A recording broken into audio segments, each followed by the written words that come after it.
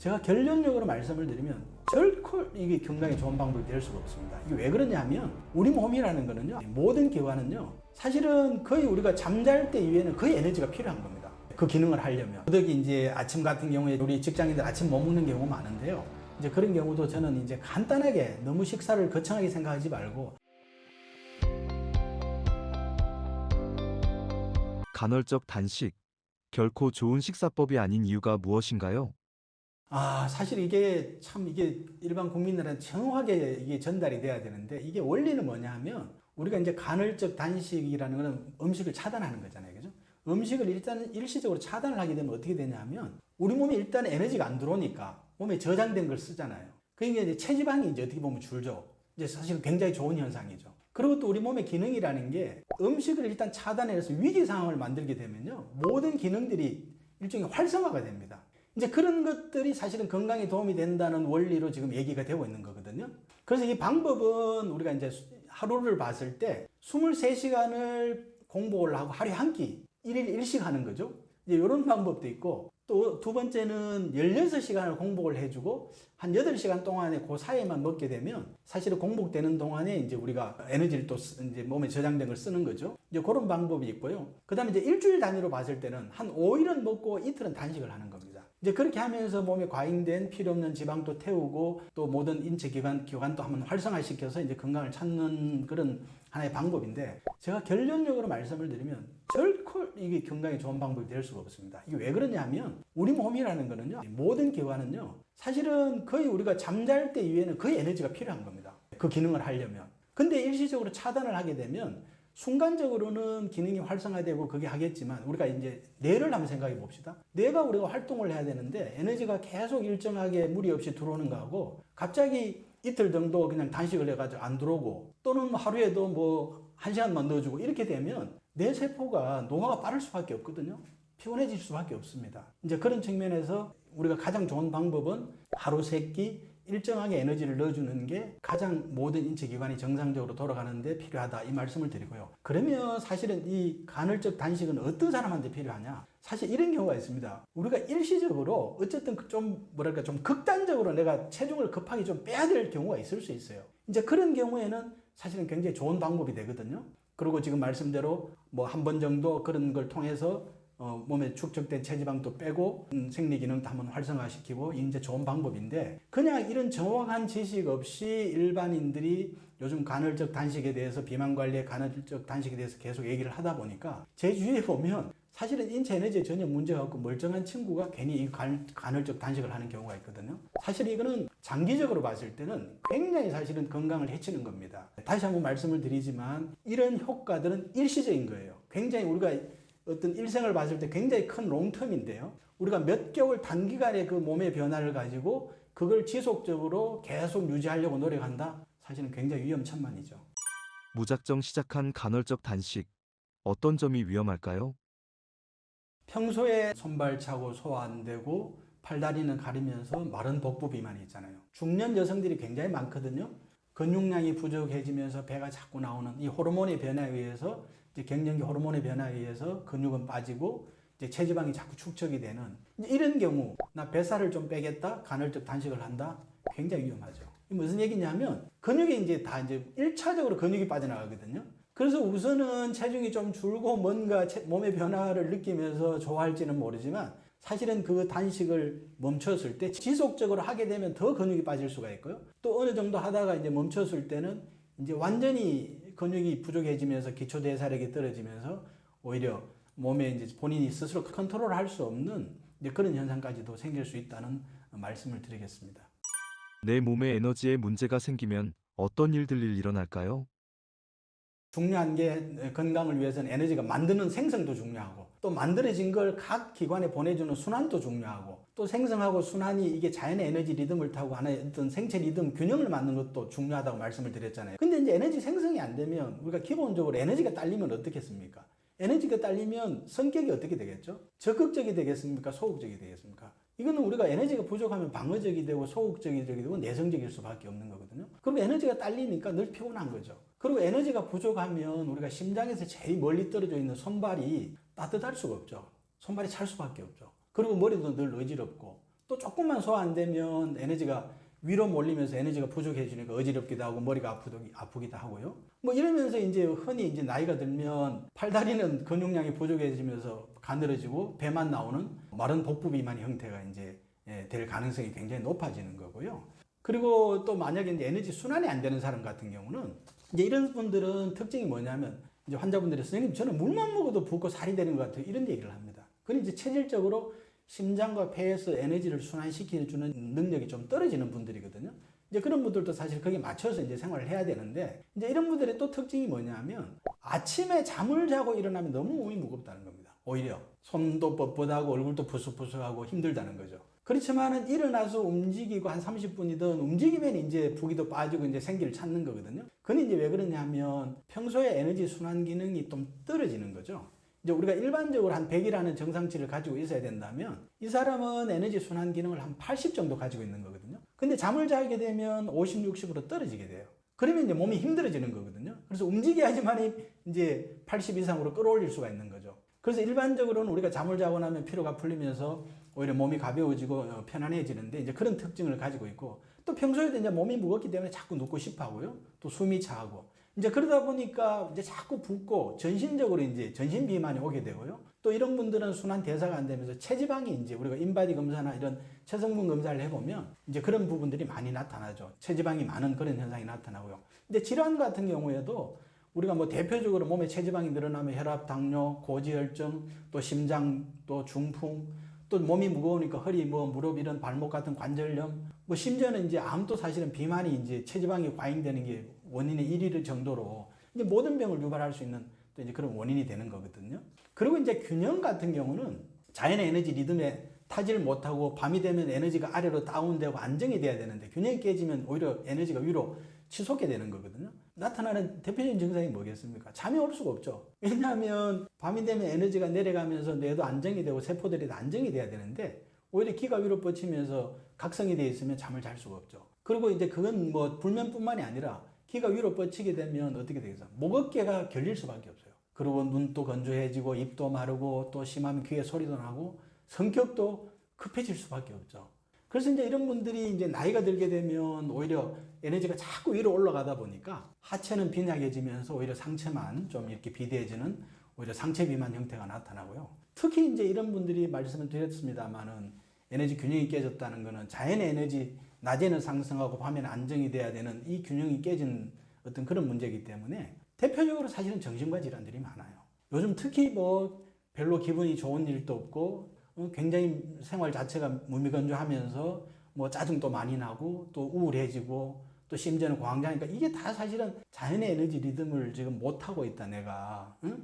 그 원인은 대표적인 게 잠이고요. 예를 들어서 우리가 에너지가 끌어올려지고 안정이 돼야 되는데 갑자기 외부에서 기분 나쁜 얘기를 듣는지 이러면 에너지가 딱 정체가 돼버리거든요. 우리가 긴장이 되잖아요. 그러면 에너지 흐름이 깨지게 되고 사실은 여러 가지 이제 문제점들을 유발하게 되죠. 내 몸을 살리는 건강한 식사법은 무엇인가요?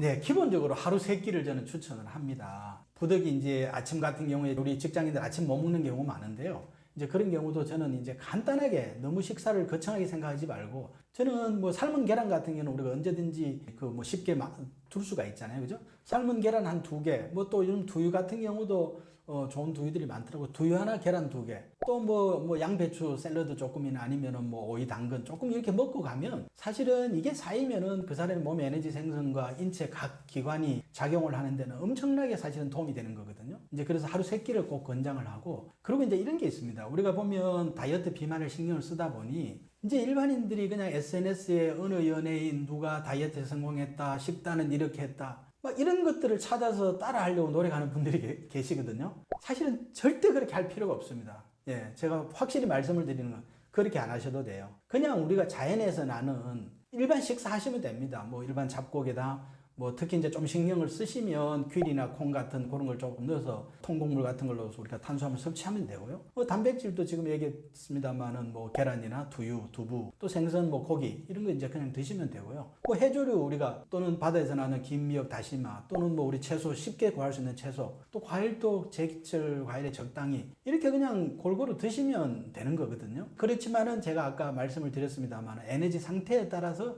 조금 조절해 줄 필요는 있다는 말씀을 드리고, 그러면 이제 주의해야 될 거는 뭐냐, 우리가 뭐 사회생활 하면서 우리가 완전히 피할 수는 없고 하지만 나름대로 좀 주의하면서 할 수 있는 부분이 있을 텐데요. 특히 이제 밀가루 같은 경우, 또 흰쌀밥 같은 이런 이제 우리가 정제곡물이라 그러거든요. 그리고 이제 단순당, 특히 이제 청량음료, 사이다, 콜라 이런 것들은 뭐 단순당으로서 사실은 바로 우리 몸에 과잉되면 지방으로 바로 축적되는 거거든요. 아이스크림이라든지. 그리고 이제 주부들한테 제가 이제 조금 얘기를 드리고 싶은 거는, 주부들은 과일이라 그러면 무조건 좋은 걸로 생각해요. 뭐 사실은 좋은 부분도 있습니다. 미네랄도 많고 섬유질도 있고 좋은데, 특히 이제 과일 주스 같은 경우는 어떻게 보면 당만 뽑아낸 거거든요. 이제 그런 거는 입맛에는 좋을지 모르지만 굉장히 몸에 체지방 축적하고 혈당을 높이는 데는 굉장히 문제가 있을 수 있다. 이제 그런 걸 조금 주의하시는 게 좋고, 그 다음에 이제 어떤 가공식품이죠. 이제 그 속에는 색소가 들어가는 경우도 있고요. 또 인공 감미료 같은 거 들어가잖아요. 이제 그런 것들은 가능하면 좀 피하는 게 좋겠다라는 말씀을 드리고, 이제 술은 뭐 제가 얘기를 안 해도 제가 봐서는 이제 우리가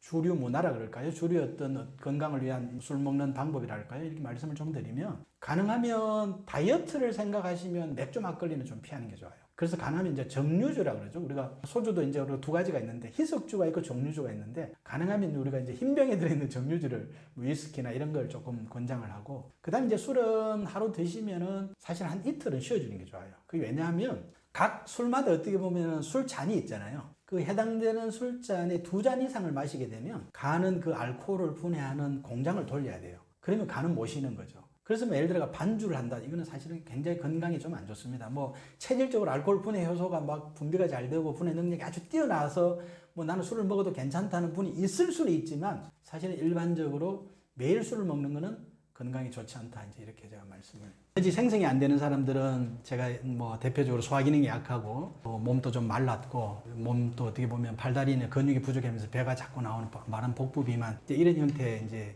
사람을 얘기를 하는데요. 이런 사람들의 음식은 어떻게 먹어야 되느냐, 키워드를 조금 말씀을 드리면, 일단 따뜻한 걸 먹어야 됩니다. 찬 걸 먹으면 에너지가 부족한 상황에서 찬 걸 데우는데 에너지를 뺏기거든요. 또 부드럽게 먹어야 됩니다. 왜냐하면 위에 부담을 적게 해줘야 되잖아요. 그리고 익혀서 먹어야 됩니다. 아까 브로콜리, 나름대로 뭐 케일 같은 것도 익혀서 먹을 수 있으면 익혀서 먹는 게 좋습니다. 그리고 이런 사람들은 위 용량 자체가 적기 때문에 조금씩 자주 먹어야 돼요. 그래서 키워드를, 에너지 생성이 안 되고 소화 안 되는 사람은 따뜻하게 부드럽게 익혀서 조금씩 자주, 이제 이렇게 조금 말씀을 드리고요. 이제 추천하는 음식으로는 어떻게 보면 현미라든지 귀리 같은 게, 이게 사실은 굉장히 이 파이토케미칼이 많이 들어가 있던, 특히 폴리페놀 같은 아주 좋은 그런 그 항산화 식품이 들어있거든요. 우리가 이제 현미하고 백미의 차이는 뭐 아시다시피 어떻게 보면 쌀룬이죠. 배아가 있으면 현미가 되는 거고, 배아까지 깎아내버리면 이제 백미가 되는데, 가능하면 이런 분들은 이제 현미를 먹는 게 좋고요. 그렇지만 현미가 또 이제 소화에 그런 이제 파이토케미칼의 식이섬유라든지 비타민이라든지 미네랄이 많이 들어있는 반면에, 이게 이제 또 식이섬유 때문에 소화가 또 안 될 수가 있으니까 현미나 귀리 같은 걸 죽으로 해서